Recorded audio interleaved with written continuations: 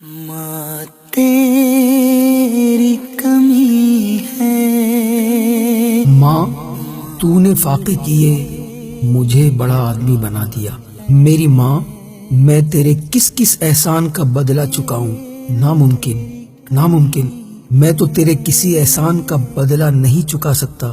میری ماں میں کیسے بھول جاؤں وہ وقت جب میری فیس اور تیری دوائی کے درمیان کشمکش ہوتی تو تو میری فیس ادا کر دیتی تھی، اپنی دوائی کو کچھ اور دنوں کے لیے ٹال دیتی تھی اور میرے مستقبل کے لیے اپنی اذیت کو اور طویل کر لیتی تھی۔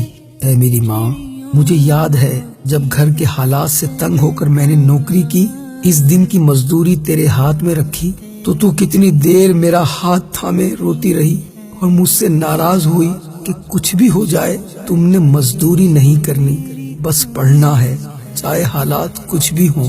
اور پھر بس میں پڑھتا چلا گیا، آگے بڑھتا چلا گیا، اور آج میرے پاس بہت ساری ڈگریاں ہیں، بہت سارے روپے پیسے ہیں، اور آج میں تیرے پاس آیا تو میرے سر پر اپنا دست شفقت نہیں پھیرا۔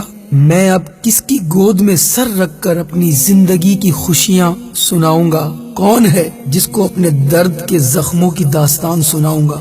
میری ماں ہے میری ماں۔ اور اس کے بعد میں اپنی ماں کی قبر پر پھوٹ پھوٹ کر رونے لگا۔ تیری کمی ہے۔ جب میرا من ہلکا ہوا تو میں اپنے مینیجر کو لے کر آیا۔ میں نے کہا میری ماں کی قبر کو ماربل سے اتنا خوبصورت بنا دو کہ اس شہر کے قبرستان میں کسی کی ایسی قبر نہ ہو، چاہے ماربل لگ جائے چاہے ٹائل لگ جائے، پھول لگاؤ، پتیاں لگاؤ، قبر کو خوبصورت بنا دو۔ قبر باہر سے تو بہت خوبصورت بن جائے گی، شہر کیا ملک میں اس سے زیادہ خوبصورت قبر نہیں ہوگی، لیکن قبر کو اندر سے خوبصورت بناؤ۔ وہ سفید لباس میں موجود نہ جانے کون بزرگ تھے کہ میں ان سے متاثر ہوئے بغیر نہ رہ سکا۔ میں نے پوچھا لیکن بابا جی اندر سے قبر کیسے خوبصورت بن سکتی ہے؟ قبر کو باہر سے آرائش و زیبائش کے بجائے اندر سے جنت کا باغ ایسے بنا سکتے ہو کہ کثرت سے ایصال ثواب کرو۔ تیری کمی ہے۔ کسی سفید پوش خاندان کے گھر ماہانہ راشن کا بندوبست کر دو، کسی غریب مریض کا علاج کرا دو، کسی دینی طالب علم کو کتابیں لا دو، علماء کی خدمت کرو، سادات پر روپوں کو تصدق کرو۔ یہ کام اس نیت سے کرو گے کہ اس کا ثواب تمہاری ماں کو پہنچے تو تم یقین جانو تمہاری ماں کی قبر اندر سے بھی بہت خوبصورت ہو جائے گی، اور عالم ارواح میں یہ صدقہ جاریہ اس کے لیے باعث تسکین ہوگا۔ اس بزرگ کی بات دل میں گھر کر گئی۔ میں نے کہا یہ کتابیں کہاں ملیں گی اور یہ سب صدقہ و خیرات میں کس طرح کر پاؤں گا؟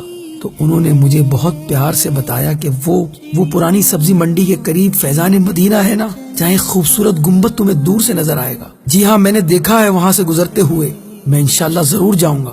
میں آج فیضان مدینہ پہنچ گیا، مجھے کئی نورانی چہرے والے لوگ نظر آئے۔ میں نے کچھ کتابیں خریدی، کچھ طلباء میں تقسیم کی۔ پھر میرا ذہن یہ بنا کہ میں اپنی ماں کی طرف سے ایک مسجد بنا لوں۔